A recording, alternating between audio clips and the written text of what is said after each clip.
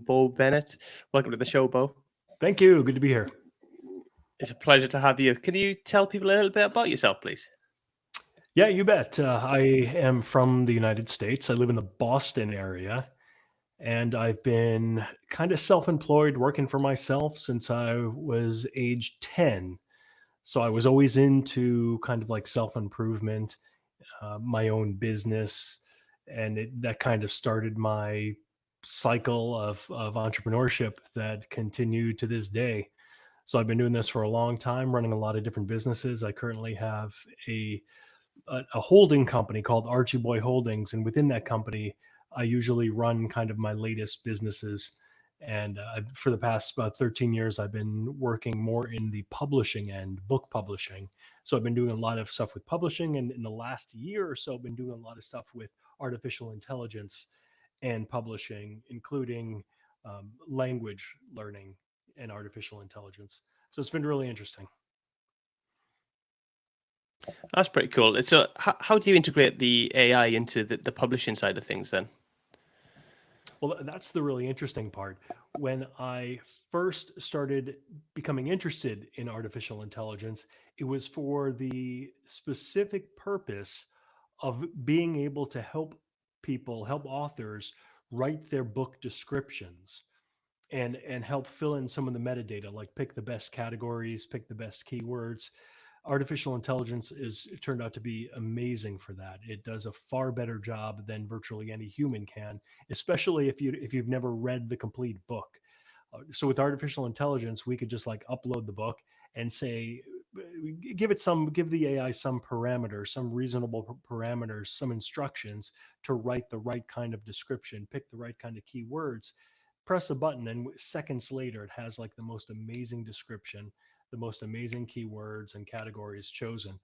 So that was the initial allure of AI, and then I realized this AI is pretty darn incredible at writing entire books. So I started a company called the BookBud.ai that uses AI technology, and I program kind of the back end to do it in such a way that creates the book systematically. Lots of different prompts with my 13, 14 plus years of publishing experiences to be able to create the correct kind of book. So that's what BookBud is about. So now you could literally go to bookbud.ai and you just type, I want a book about whatever, and like any nonfiction at least, and you could say like, I want a book about the podcasting industry, how to make it in podcasting, and within like hours you could have a full book written for you, ready to publish. So that's what we do now, and it's really pretty exciting. Where do you stand on that ethically then, with sort of using AI to write books? Do you think that's or misleading people, or do you think that's I do have a okay problem with it practice? when authors insist on using their own name, because you're not technically writing the book. You're having AI write the book, so you should use like a pseudonym. That's what we always recommend. Use like a pseudonym. Let AI choose the author name, so AI could choose like an author name. And this has been done for decades with ghostwriting. I'd probably even beyond that. There's always been ghostwriters. AI is just another ghostwriter essentially. Who cares if it's some person out in the Philippines, or some unknown person in the Philippines, or some AI located in a data bank somewhere in California. I mean, it's all about the content, how good the content is. That's what's most important. So I do have an issue when people want to use their own name. However, it's not always a black and white thing when it comes to writing books using AI, because we provide like the author with, let's call it this the skeleton of the book, the kind of like the base. AI will write 100 pages, put things together. They very often will take that book and they'll introduce their own special knowledge. They'll edit it, they'll add a chapter, they'll remove something, they'll put some of their own writing creativity in that book, give it back to us, and we'll finish the publishing. Then if they want to use their name, that makes more sense. That's more like like having an editor. If you think about all of the professional writers today that have editors, you wouldn't believe how much these editors change the actual writing of the authors, like Stephen King. I mean, you name them, just go through your favorite list of authors. It's probably very different, the final output from what the authors actually did. So AI in that sense could be like an editor, and then I'm okay ethically if you actually use your own name for that purpose. Yeah. Do you think that the quality of it is Yes. sufficient for Yes, to just it's publish more straight than away? sufficient, and I'll tell you why. I've been in this industry for about 13 years now. I've literally reviewed, or at least seen, and had experience with thousands of different authors, several books per author, and I'm very familiar with the quality of the typical author, and it's not that good when it comes to self-published. Everybody thinks that they're a fantastic writer, but writing is, an art. It's not just a, part science, part art, and people tend to have this artificial inflation of self when it comes to the quality of work that they could do. So people think it's a lot better than it actually is, but the sales numbers kind of provide some objective data points saying that no, it's really not that good. But with artificial intelligence, it it tends to know a lot more than the average person about whatever topic that they're writing. So even when I was doing this about a year ago, it was pretty darn good. A year later, it's even more incredible. And now with the latest version of ChatGPT, it's getting to PhD student level, which is, very good. And the quality of writing and the quality of information is like surpassing not just the typical 95% of the authors that it surpassed before, but now it's getting to the top 1%. And it's only going to get better. It's not going to get worse. So I've been very impressed with the quality of work that AI has been turning out. Not to say that it's perfect. It does make up things. It does the hallucinations, and it does like have some repetitiveness in there. That's why it's also important for the author to be like also the editor, kind of go through there and clean it up a little bit. Yeah, it is a very powerful tool, and it's quite a divisive topic as well. AI. I think lot of people like myself really excited about it, and I love to use it. I use it for a lot of things. But then there are other people who are quite fearful and quite you know pessimistic Yeah, about what the future might hold using AI. So yeah, and where do you stand on the future with AI? I'm definitely optimistic. I'm not one of the naysayers, and I think that there's a few things going on. One is people feel threatened by it. People feel threatened that AI could do their job better than they can, therefore putting them out of work. Perfectly reasonable, perfectly understandable. But the bottom line is, and it may sound callous to say it, but if you could be so easily replaced by a computer program, then you might want to look for another job, or you might want to expand your skill set, or look for something else. And people don't like to hear that, but this is the same advice that has really been given for centuries. You just name like the industrial revolution, people lost their jobs for whatever reason. um, when machines started to take over, computers started to take over, the internet, like people are always being displaced because of new technology, and AI is no different. I think there is a fear that it's going to be significantly different, like it's going to take over many more jobs than just say the internet did, or computers did, or robots did. um, I don't think that's the case. I think it is going to be slow and gradual. That's what we're seeing so far, and that's going to continue.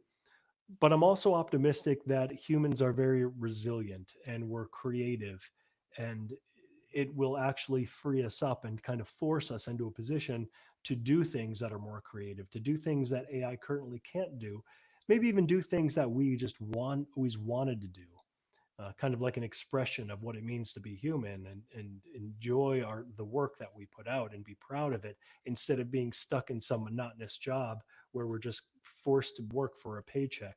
So I think there's definitely going to be like that tough push for a lot of people, but I do believe for the majority of people it's going to be a good thing.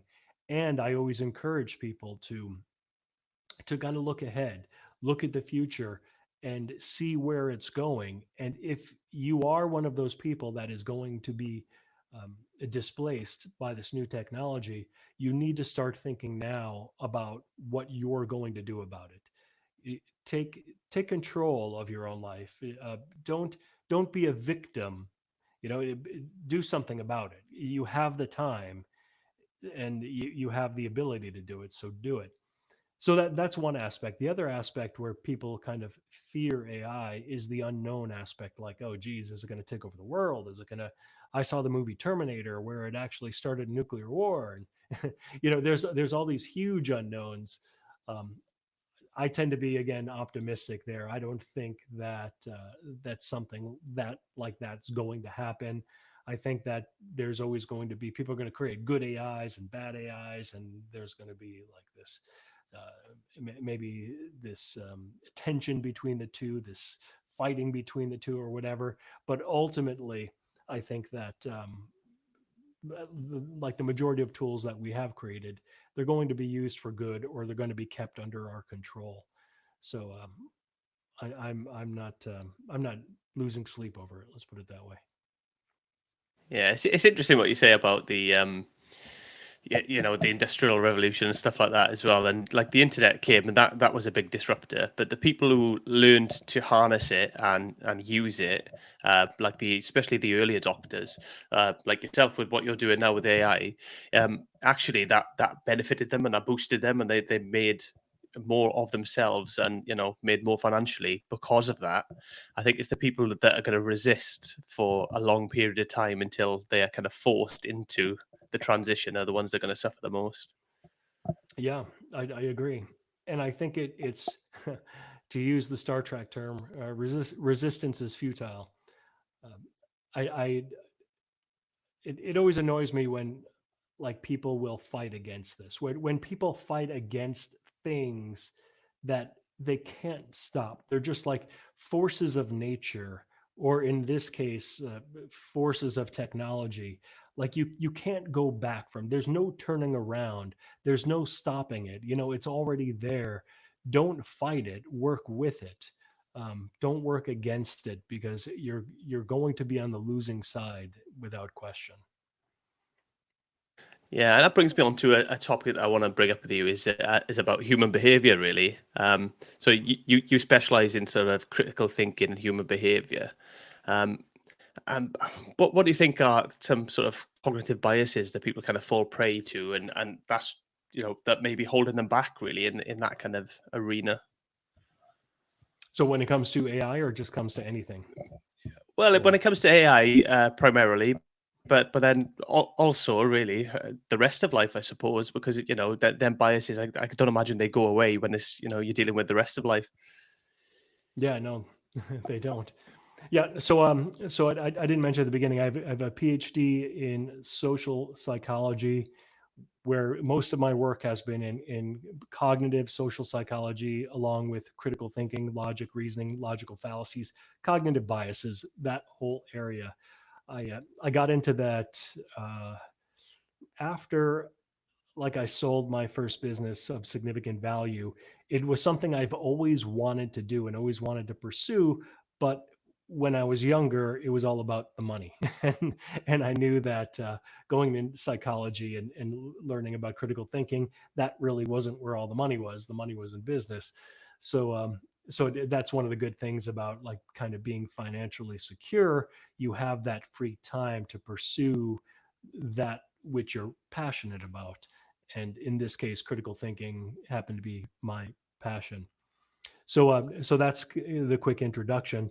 Now your question is about the biases that get in the way, or the biases that we may have been talking about when it comes to like artificial intelligence. And oh geez, there are many of them when it comes to like a cognitive bias, which is basically a kind of like an optical illusion for the mind. Like one of the most common cognitive biases is the confirmation bias. That's where we tend to confirm information that we already believe, and we reject information that's kind of inconvenient for us, that would uh, disrupt our current ideology, disrupt our current beliefs. And we see this all over the place today, like when it comes to like choosing the kind of media that we consume based on our political views. We like it's either one kind or it's another. And we like one kind because it says things that we like to hear. And we don't like the other one because it says things we don't like to hear. So that's the confirmation bias. And it's probably one of the most common biases. Now, one thing I do want to say about the confirmation bias and virtually all biases is that it's not technically like a problem. It's not like an error in the way we think. It's not a bug in the system. It's actually a feature. Cognitive biases often uh, to help us to think more efficiently. It's like we think using heuristics. Are basically like mental shortcuts that helps us come to the correct conclusion the majority of the time. It helps us feel better. It helps us thrive, survive, even as a species. So it's not necessarily a problem in that sense. However, in our current environment, not our evolutionary past, critical thinking is more important than ever, and it's more clear when we don't think critically, like our biases are activated a little bit more.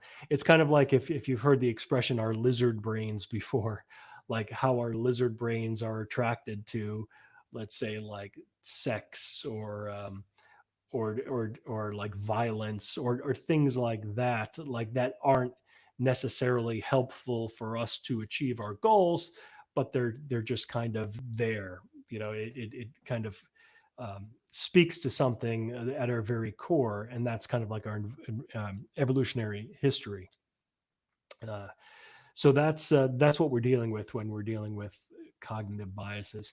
And to kind of close this loop, we were talking about artificial intelligence and adopting some of this. A common cognitive bias is the status quo bias. We prefer things the way they are. We don't like change. This is very common, and that could be a big reason why we tend to fight against like a new technology like artificial intelligence, because it's new, it's unknown, it's change. We don't like change. We like things the way they are. That we like the status quo. So it takes like a certain kind of person to be able to overlook that bias and look at the benefits. Look what artificial intelligence or the new technology, whatever it may be, could bring you and how it could benefit your life. And that's kind of what it takes to overcome some of these biases that kind of pull us in a certain direction. Yeah, I think change is definitely seen as a bad thing by a lot of people. I think if you've got kind of you feel like you've kind of got your world figured out a little bit, Mm, it can be really scary when something starts to change, and then you think, oh, maybe I haven't got it figured out. Then you have to kind of admit to yourself, I haven't got it figured out, and I need to figure out this next thing and move in this direction. And I think that's really difficult for people, especially if they've been stuck in that particular place for a long time. yeah. Yeah, I think it's important to adopt the mindset that you have to keep figuring things out. Um, every time you realize you're wrong, you're one step closer to actually being right. So it's a good thing. It's a good thing when you say, "Ooh, I was wrong about that," or "Wow, there's something I don't know about. Let me learn about that." And keep on changing direction and doing whatever it takes, but you keep on following the information wherever it leads you. You keep on following the truth wherever it leads you. And that ultimately will put you in the right direction. Whereas there are so many people who are stuck where they are, again, the status quo bias, or they're basically identify themselves with a certain kind of ideology, a certain label, whether it be political, religious, or social. Like, for example, they may say, I am a Republican. I'm a conservative. I'm a liberal. I'm whatever. I'm Christian. I'm socially conservative or whatever. You keep on going down with all these different labels. When you say this about yourself, then you are creating your own identity. And when you create an identity, it's very difficult to break free of that identity. You're like, this is who I am. So if I believe this other thing, then I'm not going to be that anymore. And that scares a lot of people. But that's a real problem because there's no room for flexibility there. So let's just take one example. Let's just say, like, at least here in the States, political season is, we're in the midst of it. We have an election coming up, a very big one. So politics is on a lot of people's minds. But if you say, for example, that you are a um, like I am a lifelong Democrat or something, so that's the label you give yourself. Now, essentially, what you're doing is you're making a commitment to all of the different ideas and policies of that party. And if you tend to disagree with something, that is going to make you kind of like less of a Democrat, you know, or not as good of a Democrat. And therefore, you're going to feel worse about yourself. You're not going to be accepted by the group. And so you're going to tend to, you have this bias, many biases actually, but pulling you towards this information that may not be true. You may not even agree with it, but you're going to because of that label.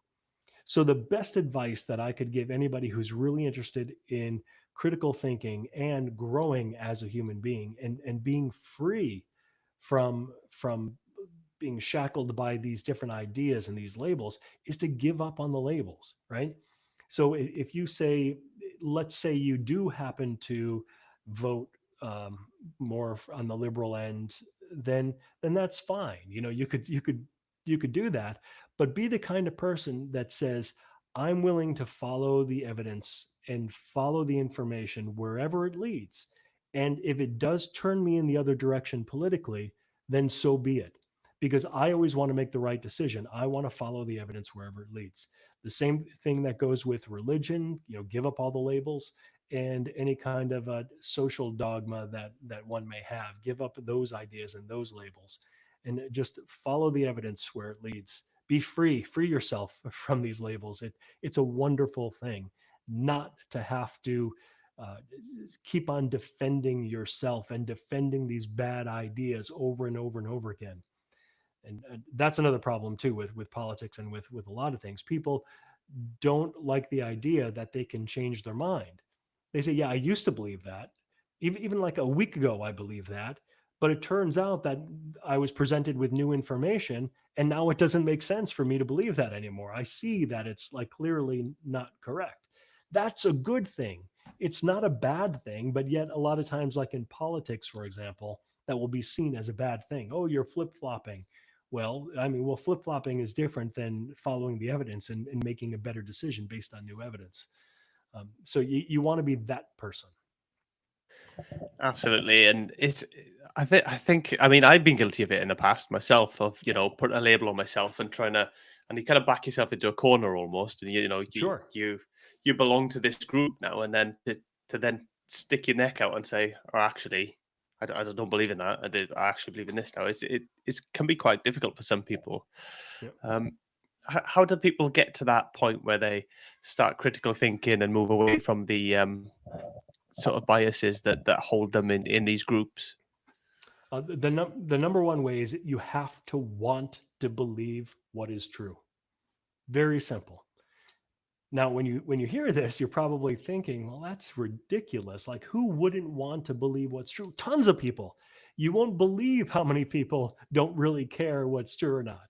They just want to believe what makes them feel good. Again, they want to believe what what their group believes, what their in group believes. They want to be a part of the group. Like, this social cohesion and the bonding is more important to them than actually believing the right thing. And it's not unreasonable to think that. I mean, we're a social species. We all thrive on this kind of social bonding. But what people don't see is the bigger picture.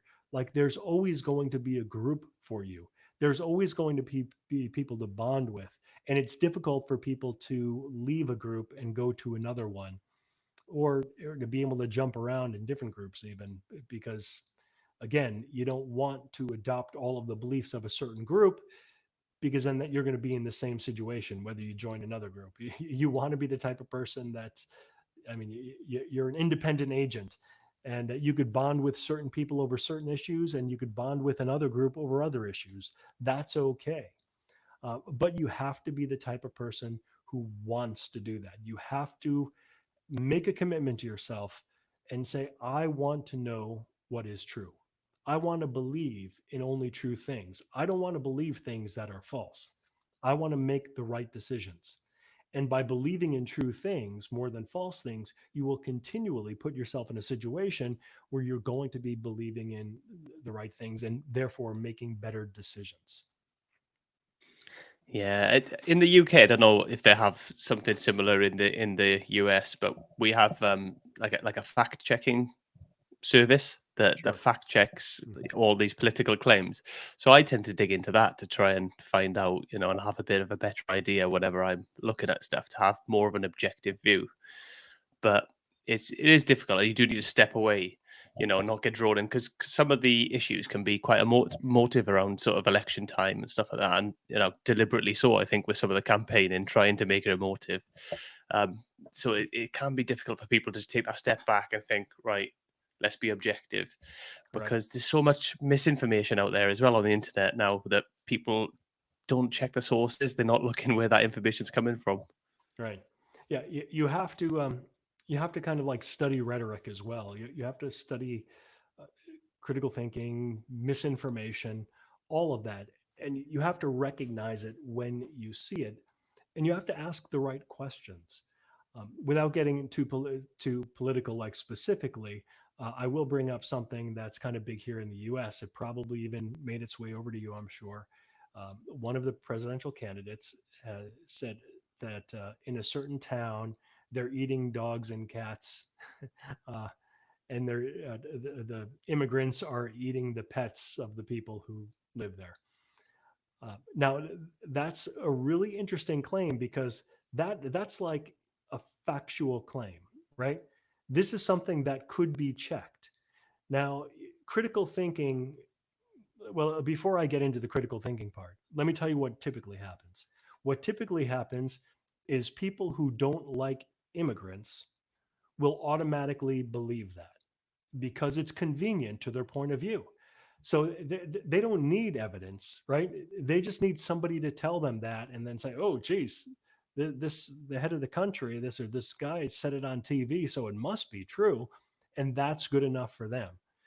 Likewise, the people who don't like this guy will automatically reject the information because they don't like the guy who said it and it's inconvenient to their view, so they have this other reactionary view to it as well. So you have a claim, and then you have like the natural reactions of the people depending on which political view you tend to adopt. So the real question is, okay, now let's remove ourselves from these political shackles, right? Let's forget about these biases. Looking at this not as an activist, not as a voter, not as somebody in politics, but as more like a scientist. If we wanted to figure this out, like, is it true that immigrants are eating pets in this town? Well, the question is, well, what do we do? And you could ask a lot of questions. You could say, well, first of all, if this were true, what would we expect? Well, we would probably expect like news reports, police reports. We would probably expect somebody like to be able to look someone up. Oh, this guy's in jail because he was took somebody's dog and he ate it, right? Uh, And when you do that, you find out that there are none, right? So, what else? The it turns out like the mayor of the town or the governor or somebody said like, no, there's no reports of this whatsoever. This is completely fabricated. And it turns out like the person who posted this on Facebook where the rumor started recanted it and said, yeah, I heard from like a neighbor's friend, sister, who whatever, and they just deleted it because it was total nonsense. um, so you follow the threads, right? And you look and you say, okay, is this happening? And then you could get to the bottom of it. It's not that difficult. You just have to want to know the truth.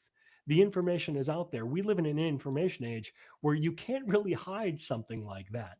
50 years ago, back in like 19, let's say 70 years ago, back in 1950 or something, something happened in small town somewhere in the world, you'd never know about it. Just people in those towns would know about it. Today, with the internet and the media the way it is, I mean, it's fairly easy to fact check this stuff, right? And you have to, again, you've got to follow the evidence and you've got to be unbiased, and you've got to say, okay, is this more likely to be true versus not true? And there's one more aspect of it I want to touch on. And I like using this claim, what we're talking about now. It's just one of the I don't want to say millions, but thousands of examples that we've seen in the past couple of years, at least, that are all very similar. Why would somebody say that? Why would somebody make that kind of claim?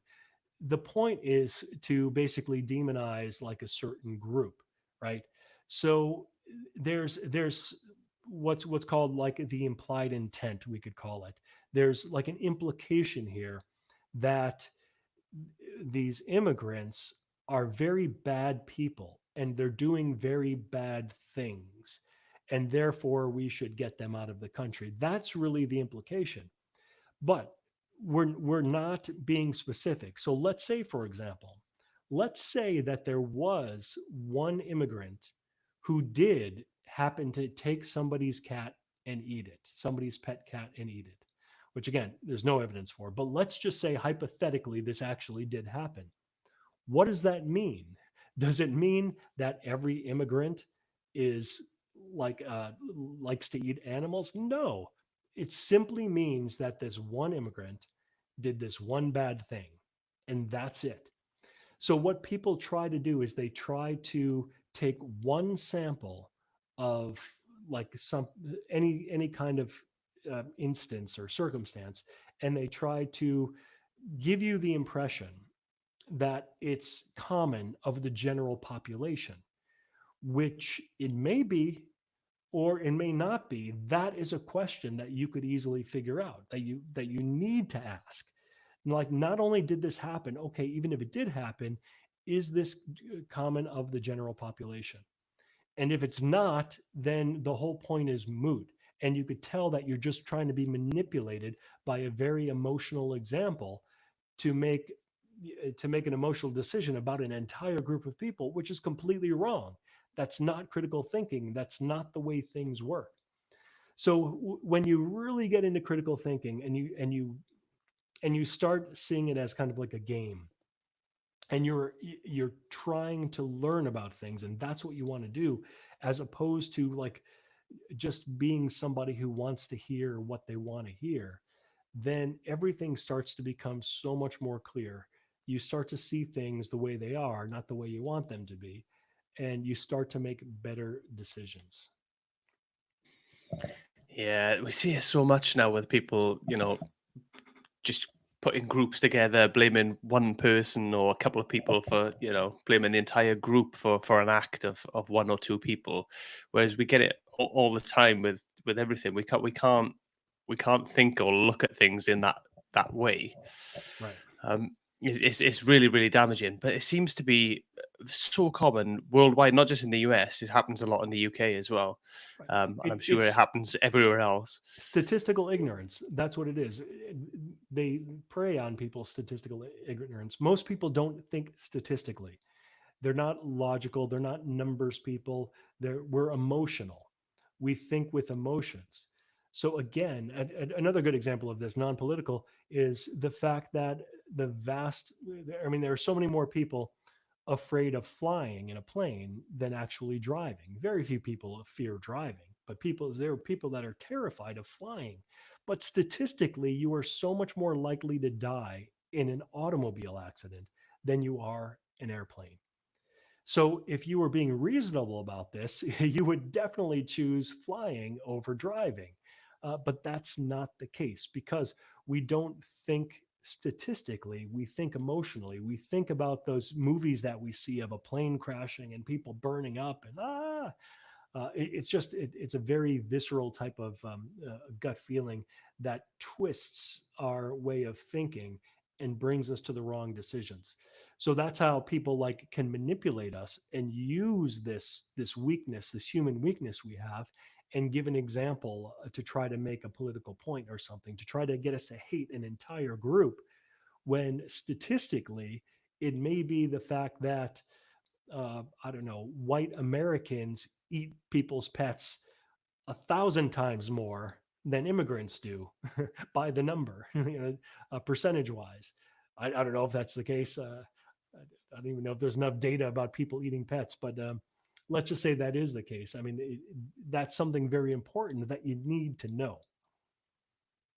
Absolutely, and the plane thing is very very common actually. They come to think of it because if a plane crashes, it's it's on the news globally, Yeah, whereas the car crashes, they hardly even make the paper these days. happens You 30 know, times a day, and yeah, nobody cares. yeah, it's Well, wild. nobody cares at a global level or even a national level. Yeah, and that's because they're so frequent, right? So the Yeah, whole point that it is news when a plane crashes is because it's such a rare event. right. 300 people died in a plane crash, and then it's global news. Sure. But coming back to it, with like challenging things and asking about, challenging kind of the information, I'm terrible for it, and I annoy people with how I do it because people will say something to me, and out of curiosity, a lot of the time, I'll Google it to have a look. Yeah. Not because I'm trying to be combative or try to challenge them on anything. I'm just genuinely interested. They say something, I'm like, oh, I didn't think that was true. I'd look it up, and then they get quite upset with me that I'm looking it up because it's more important that they're right. I suppose some Right. people feel, but for me, I like to have that confirmation behind me. I like to look at it and think, oh yeah, and then I'll probably dig a bit more into it and find out a bit more information. It just helps my brain process things and establish a way of thinking, I suppose. Right. Right.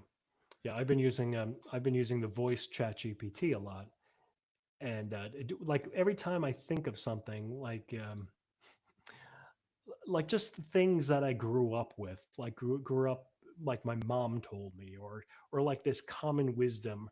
I always like to challenge it because it turns out like at least half the time it's just not true. And those are things I want to know. My parents weren't the smartest people, that's for sure. They had like my dad even got kicked out of high school, but they didn't have a college education, and they taught me everything that they thought they knew. And fortunately, I had the opportunity to travel and go to college and all that stuff.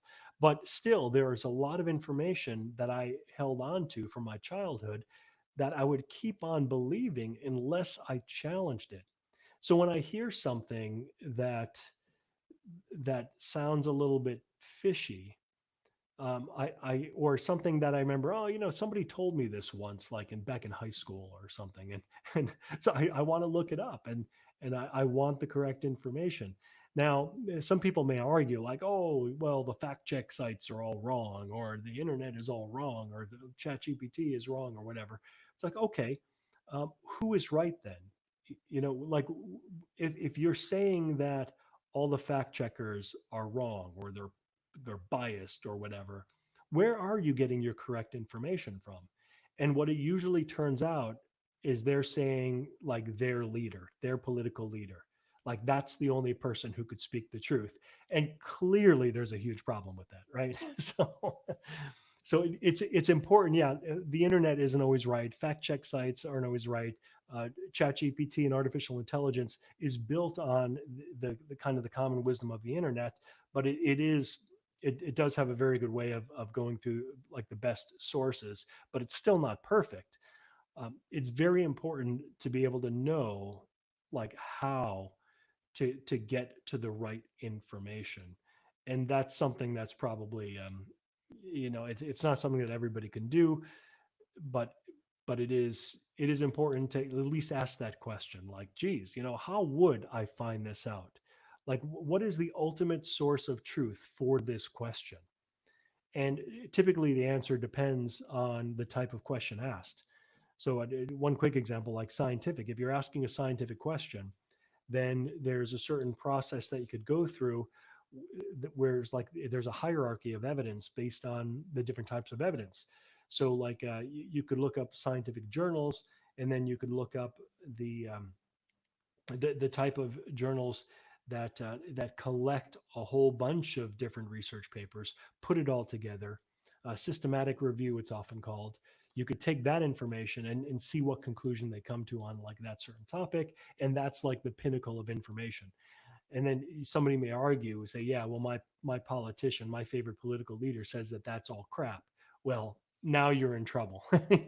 Now you're not thinking correctly when you ignore like the systematic review of collected data over thousands of scientists from around the world over decades, and you decide to listen to some politician. Then you're in trouble. Yeah, I think some people just don't want to hear it though, unfortunately, and some people will never be open to that Yeah. acceptance because they have that bias and it's too much for them. But I'm curious, when's the last time you changed your mind on something significant, and what led to that change? It was probably, I don't know the exact last time, but the example that I'm thinking of right now happened probably about 5 years ago, when I joined a group called the American Humanist Association. It was, you guys have humanists over there, like you have a humanist of UK, which is a good group. The American humanist is a little bit different. So a humanist basically, it's a philosophy. Um, it's kind of like a non-religion, a secular philosophy that focuses on human beings as like the most important, like not some kind of god. There's no supernatural involved. It's just kind of like a philosophy, a way of living, and so forth, that puts humanity first. I was kind of really into it, and the whole secular thing I'm still a huge part of, and the whole non-religious, that's still a big part of who I am. But the one thing that I started to notice is this organization started becoming extremely political, and the ideas that they were espousing and posting about uh, were increasingly problematic. Many of them were against critical thinking, against like the scientific findings, scientific knowledge, and it quickly got to the point where I said, um, I made the wrong decision by joining this group. There's certain things. Again, there's certain things I definitely appreciate about the organization, but by identifying with them and giving myself that label, I was kind of adopting the whole package, which I knew was wrong. And then I just said, okay, that's it. I'm done with this group. Um, so that was probably the last time I was really excited about something, changed my mind. I realized, no, this isn't for me. Yeah, and it's good that you're able to do that and take that, more of a holistic approach and look at actually, I like this part of it, I don't like that part of it, and take. And I think that's what we all need to do with our lives because we're always told that there's two ends of the spectrum and you need to be on one or the other. When actually, probably in the middle is about right for most people. Yeah.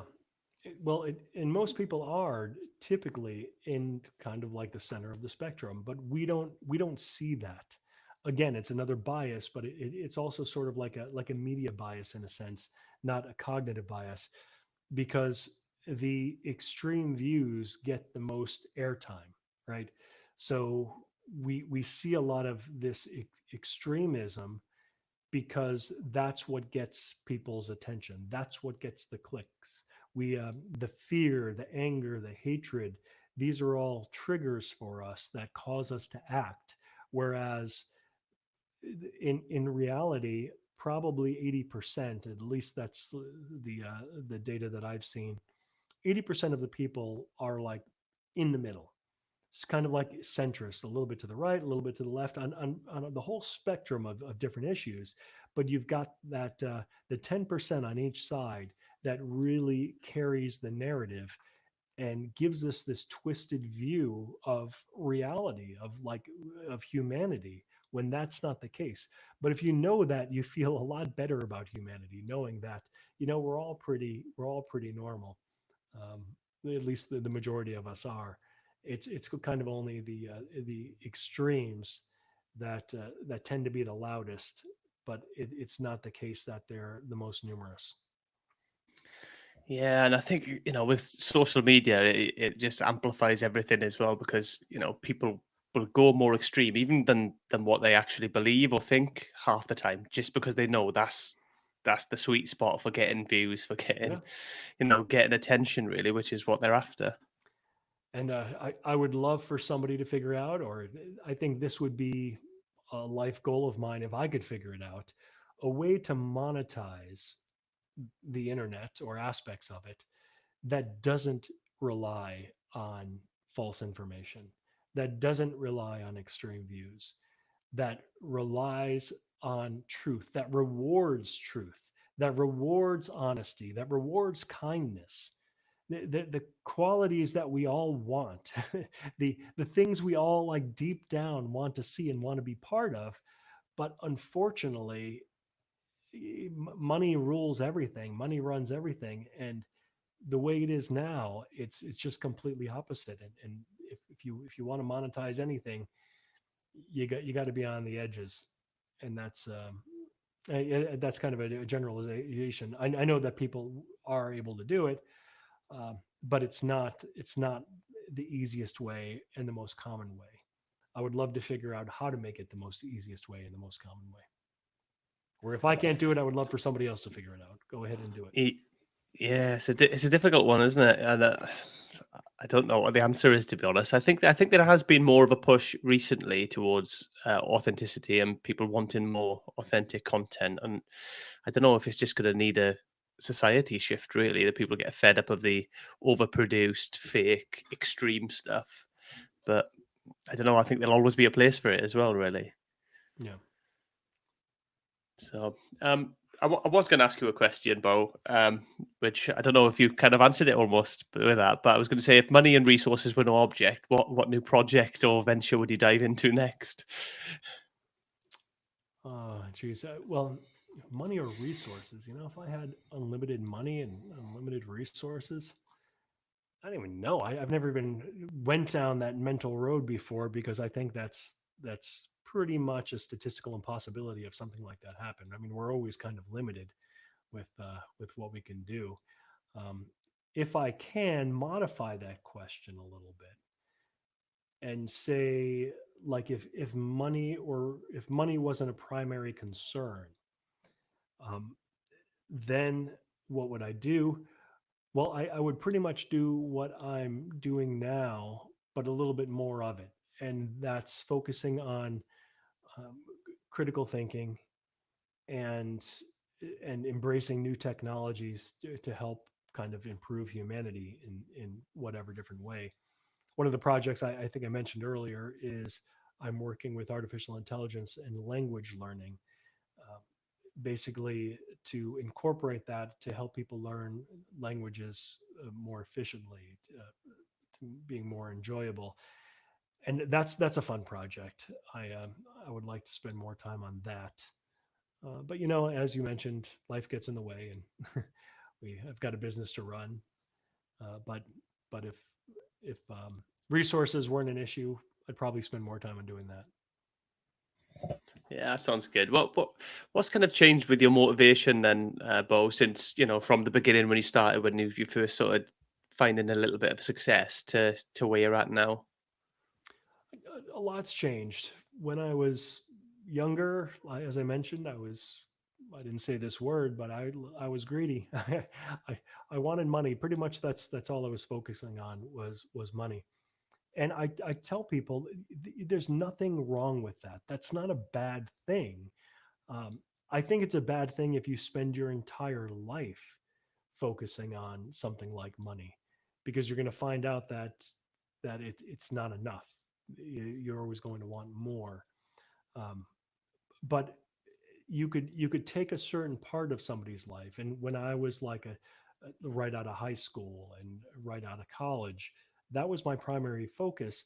And I believe that kind of uh, like really laser focus was the reason why I achieved everything that I did, because that's all that I thought about. That's all that I wanted.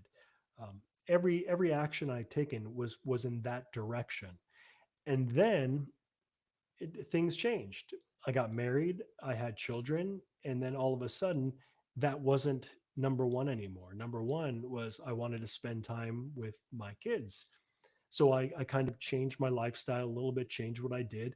And so I could work from home and I could spend every day essentially. I could see my kids every day, all throughout the day.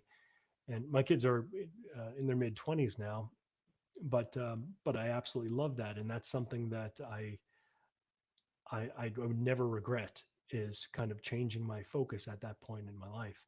And then at one point, I mentioned I went back to school, got my PhD. So my focus changed more for education. And now that, again, my kids are grown, they're kind of on their own.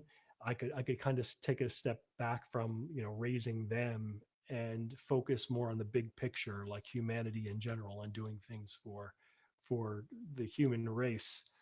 Um, Focusing on like those bigger goals, the kind of things that when I leave the world, I could actually leave this world and be proud and say, yeah, this is. I could look back and say this is something I did for other people. So goals change over the course of your life, and there's nothing wrong with that. So if you are a young whippersnapper and you're really focused on your personal financial success, good for you. Just don't make that your entire life, and I don't think you're going to want to anyway. I'm very confident that virtually everybody will get to the point where they say, okay, this is not enough. I want more. And not just like more money or more financial success, but more of something else. In my case, it was family, and it was doing things for other people. Yours may be different, but you'll figure it out. Everybody will figure it out. Yeah, we all evolve through stages of our life, don't we? And ultimately, my idea of success when I was younger is completely different to what it is now, and I'm sure that will continue to change throughout my life, really. Yeah. Um, as my children get older as well, I think more about what I'm gonna leave them, and you think more about legacy stuff, don't you? And you start thinking that way, and when you're starting out, you're thinking about just reaching the top and just making a load of money, and if that's your idea of success, or being a great athlete, wherever it may be. Right. But it definitely does develop through our lives. Um, if you could go back and speak to your younger self, have a conversation with your younger self, what would you tell yourself? I'd probably tell myself, don't worry as much. Um, I was never a big worrier, but I think that everybody has a certain level of concern for the future and a lack of confidence in themselves, their ability to be successful and to live a good life. I would like to have been more relaxed, and like knowing if I knew where I'd be today back when I was a teenager. I think that yeah, I think like at a personal level, I'd be have a better mindset. But of course, it's the whole: would you go back in time and kill Hitler? Well, what would the world be like today? Maybe it'd be completely destroyed. You never know what's going to happen. So maybe if I did have that mindset, I wouldn't be where I am today. Whole time travel thing, you don't know. so Yeah, so that's the maybe the thing, best thing innit? to do is go back in time and you see yourself and you just wave and keep on walking. That may be the best thing to do. Yeah, ultimately, the things we've gone through and the ups and downs we've had in our life lead us to, where we are at this moment in time, doesn't it? So, Yeah, um, I suppose we'd be completely different people if it went differently. it's true. So, talking about ups and downs and failures, then, what's one mistake or failure that you're really grateful for in your life, and why? Hmm. Mistake or failure? W- okay. Back in college, I ran a advertising specialty business, and I did an order for this guy who promised me that he'd pay me, and it was a huge order. It was $250,000 order, and it was I would have made a lot of money on it for a college student, enough to pay for like 2 years of college. So I was really excited about it. I gave the guy the credit, and he ended up totally screwing me. Like he ripped me off. He just disappeared, and he didn't pay me a thing. And I got stuck with $100,000 bill from a supplier. That was a huge mistake on my part. I was overzealous. I was immature, and this guy knew it. He was like a 50-year-old guy who was preying on my naivete and my inability to make a good judgment about who to give credit to and who not to, and what to ask for. Uh, but it turned out that that was a really good decision because I ended up getting out of that business. And because I got out of that business, I ended up starting my web hosting business back in 1995, which I ended up selling for $20 million. And that would have never have happened if I stayed in the other business. And I probably would have stayed in the other business if I didn't kind of have that huge mistake. Yeah, so it's at the time it must have been awful, but looking back, it's a blessing in disguise, really. Yeah. And Cool. that's the thing. You can never tell. It's very difficult to tell in the moment. Like it may feel horrible, but it may turn out to be the best thing. You just don't know. Yeah, absolutely. Um, what's the most challenging decision you've made in your career then, and how did you approach that? I think there were a lot of challenging decisions I had to make while running my company Ad Graphics back in the late 90s, early 2000s. It was this was the business that ended up selling and doing very well financially, but running the business, like the whole time, it was kind of like touch and go. We were making a lot of money, but the expenses were like monumental, and keeping everything under control without the whole thing falling apart was like a month to month type of deal.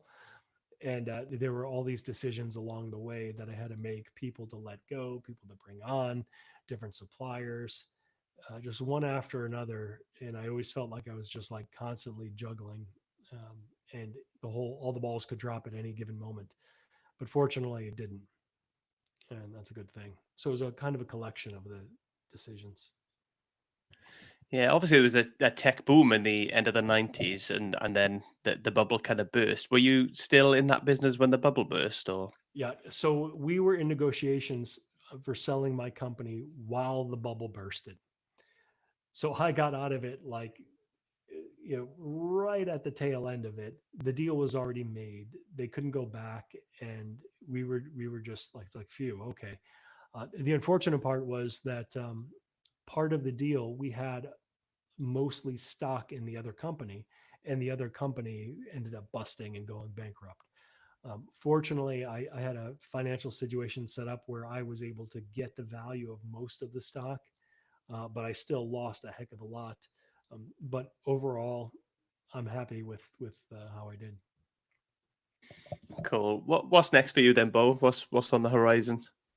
I'm going to keep doing what I'm doing with artificial intelligence. I'm going to keep on pursuing that, seeing how I could use it more efficiently and better, and stay on top of the technology. Stick with publishing for a while. I really enjoy it, and kind of pursue the language learning technologies, and see how I could incorporate that to help people learn languages more efficiently, faster, better. Brilliant. And where can people find you if they want to kind of connect with you or learn a little bit more about yourself? Got two websites to give. The first one is my business website where you can find all the businesses I'm currently working on, and that's archieboy.com, ARCHIEBOY.com. The second one is my personal website where you could find my books, and these are all the books that I've personally written. No AI. I've written them before AI, and that's beaubennett.com. No problem. I'll make sure that the links go in the show notes as well for people, so it's easier for them Appreciate to that. connect and to find you. I'm going to bring the show to a close here. Have you got any final thoughts or final messages you want to leave us with? I just appreciate the opportunity. It's always fun to speak with people such as yourself about these issues. And thank you for sharing the information with the world. It's been a pleasure to have you on the show, Beau. Thank you ever so much, and take care. Thank you, Aaron. Bye.